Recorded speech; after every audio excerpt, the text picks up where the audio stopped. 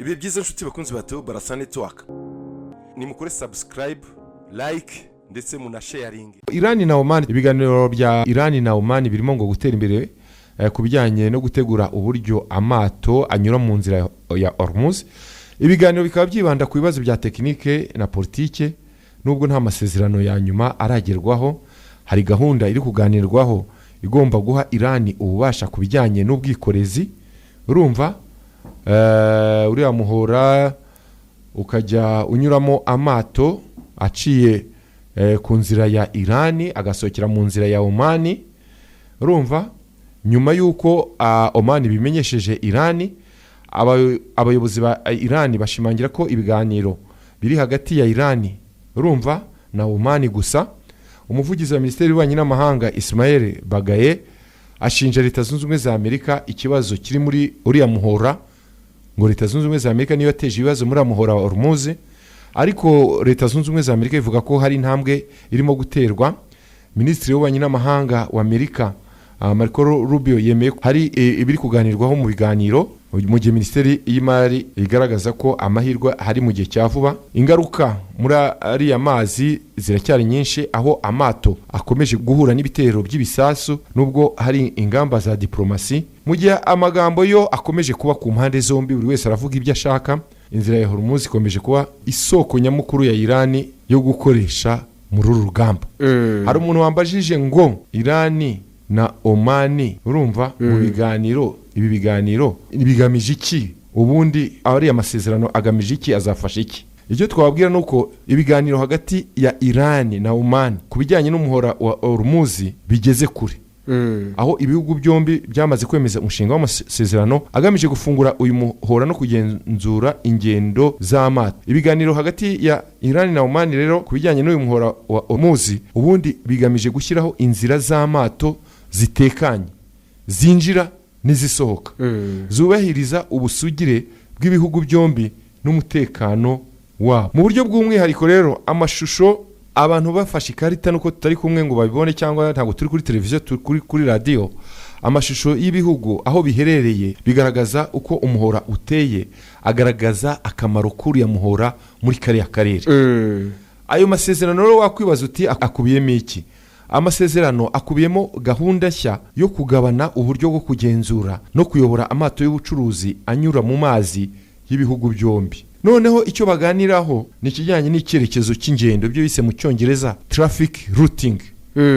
Amato yose yinjira mu kigobe cya Perse azajya anyura mu muhanda w'amazi w'amajyaruguru, ibyo bise no mu Cyongereza Northern Lane, ugenzurwa na Irani. Urumva, aya ni amato yinjira. Naho amato asohoka azajya anyura, urumva, mu muhanda ugenzurwa na Oman, aho bise Southern Lane. Humvise? Yego. Noneho ibijyanye imisoro n'amafaranga y'ikiguzi, mbese ibyo bise mu Cyongereza service fees, amafaranga bazajya bakwajyanye n'amahora cyangwa imisoro. Nyuma y'iminsi 60 y'amasezerano y'agateganyo abazaba yegeranyijweho kubijyanye n'umusoro, amato azajya anyuramo azajya asabwa kwishyura ikiguzi kizwi nka service fees. Urumva, ayo mafaranga azagenda atangwa mu buryo bungana 50-50. Oman ibone 50, urumva, na Irani ibone 50. Noneho ikindi kiri muri aya masezerano ni ugukuraho ibisasu byo mu mazi. Hari ibisasu bya mine biri mu mazi biteze mu mazi muri uriya muhora mu mazi, hari ibyatezwe na Iran. Yes, byatezwe na Iran. Ibihugu byombi bizashyiraho gahunda, urumva, yo gutegura ibisasu no gukuramo ibisasu byatezwe mu mazi bya mine byatezwe mu gihe cy'intambara, cyane cyane mu cyerekezo cyo hagati mu muhora mu gihe cy'iminsi 30. Wabyumvise? Hari intambwe ishimishije nk'uko Minisitiri w'Ububanyi n'Amahanga wa Iran Abbas Araghchi abivuga, n'umuvugizi we Ismail Bagaye bemeje ko ibiganiro ngo birimo kugenda neza, haba mu rwego rwa politike no mu rwego rwa tekinike, kandi ngo biri hafi kurangira. Noneho ikindi, imbogamizi ihari, nubwo Iran ivuga ko itari kuganira na Leta Zunze Ubumwe za Amerika, ahubwo ngo iri kuganira na Oman, Leta Zunze Ubumwe za Amerika biciye muri Minisitiri wayo Marco Rubio zavuze ko ziri gukurikiranira hafi uyu mushinga urumva hagati ya Iran na Oman, nubwo Amerika ivuga ko ibijyanye no kwishyuza amato anyura mu muhora mpuzamahanga Amerika yo itabyumva neza, kandi ikabisaba ko Iran itagira ububasha bwose bwo gufunga cyangwa kugenzura uyu muhoro. Wabyumvise aho ngaho. Noneho bakongera kwibaza aya masezerano azafasha iki. Ikintu amasezerano agomba gufasha no gufungura umuhora no kugarura ubucuruzi, urujya n'uruza rw'ibicuruzwa n'amato. Nyine ubwo bicanye n'ubundi mu mato. Uyu muhora unyuraho 20% by'ibikomoka kuri peteroli na gaze ku isi. Amasezerano azasaba gusubukura ingendo z'amato yari yarahagaritswe kubera intambara.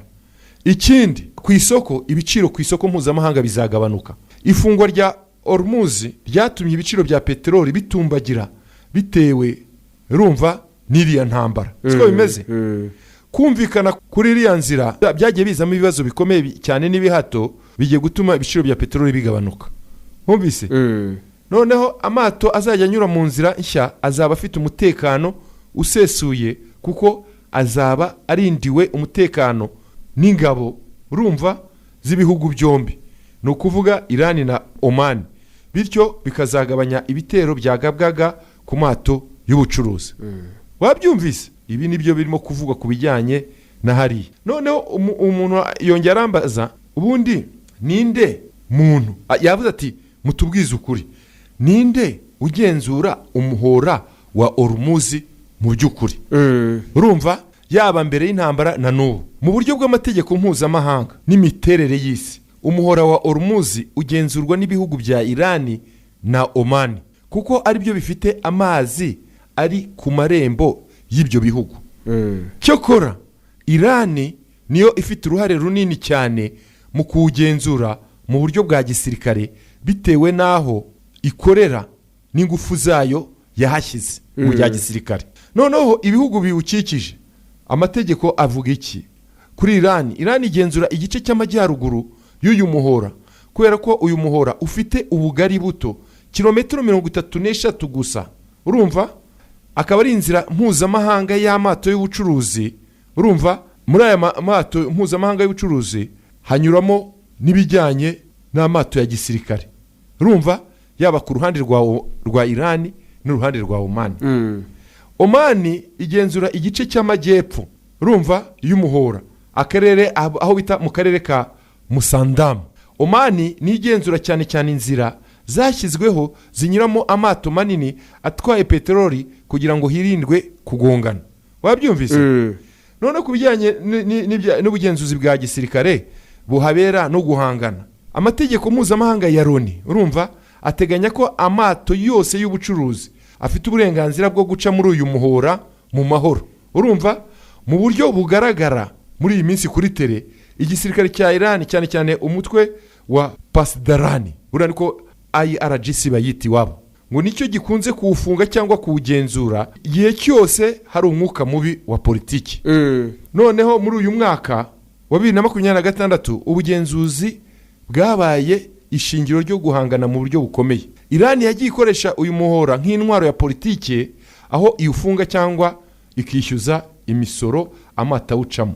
Leta Zunze Ubumwe za Amerika binyuze muri CENTCOM, urumva, ni igisirikare cyayo kiri mu burasirazuba bwo hagati, n'ibindi bihugu by'ibihangange bikunze kohereza amato y'intambara, urumva, muri kariya karere kugira ngo birinde ko Iran yakwibasira cyangwa igafunga uwo muhora mu buryo bwa burundu, kuko unyuramo hafi 20% by'ibikomoka kuri peteroli na gaze bikoreshwa ku isi yose. Muri make mu buryo bw'akarere naho amazi aherereye, Iran na Oman nibo bawufiteho uburenganzira, ariko mu rwego rw'imbaraga n'intambara Iran niyo iwufiteho ijambo rya mbere mu buryo bwa gisirikare, naho Amerika n'inshuti zayo bagakoresha ingabo zabo mu mazi kugira ngo bagerageze kuhacungira umutekano w'amato y'ubucuruzi. ubwo urumva ukuntu byumvikanye. Noneho yego ndabyumva. Hanyuma ubwo bamwe babikora mu buryo buri temporary, abandi bakabikora mu buryo buhoraho.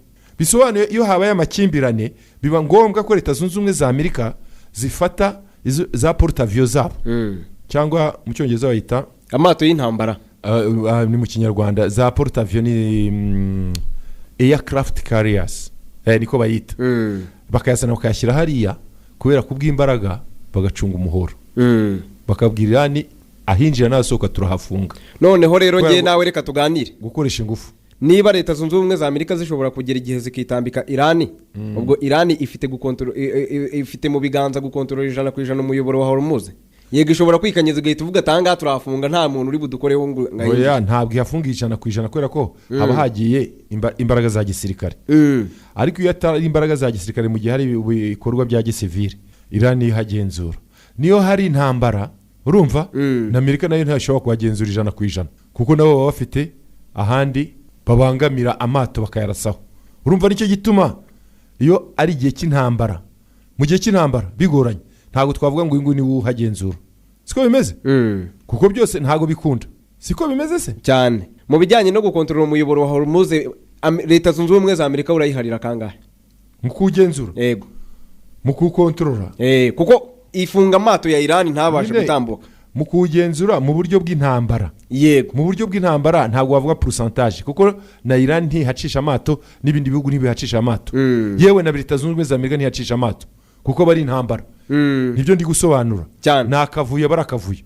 Buri wese ntashobora kwacisha amato. Irani ishatse kwacisha amato Amerika irayarasa. Twabonye wa mugani Amerika irayarasa na Amerika yashaka kwacisha amato Irani karayarasa. Nabariye ba Amerika nuzo nubibonye anga ubwato bw'abahinde barasheho. Nejo ngira ngo nejo bundi barashe ubwato bw'abongereza. Mu magambo make tubisobanure. Iyo hari intambara n'ibibazo bihari umuhora wa Hormuz ntago banyabagendwa. Ntago ugendwa nicyo gituma nyine icyo gihe isi ihura n'akaga ibikomoka kuri petrol bikazamuka. Kuko ibicuruzwa byose biguma ahantu babe bikaba stuck. Siko bimeze cyane. Nimukore subscribe, like ndetse muna sharing.